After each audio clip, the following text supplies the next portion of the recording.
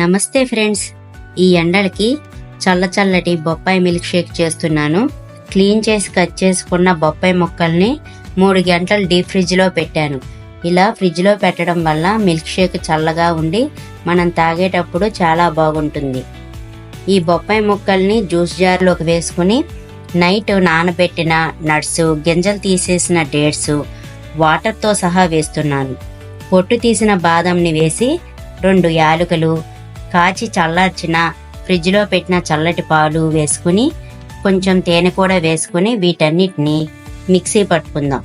1 గంట నానబెట్టుకున్న chia seeds గ్లాసుల్లో వేసుకుని ప్రిపేర్ చేసుకున్న మిల్క్ షేక్ ని గ్లాసులో వేసుకుందాం. బొప్పాయి వల్ల చాలా ఆరోగ్య ప్రయోజనాలు ఉన్నాయి.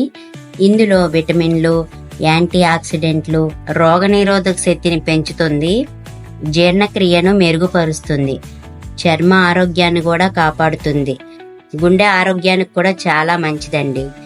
Thank you for watching.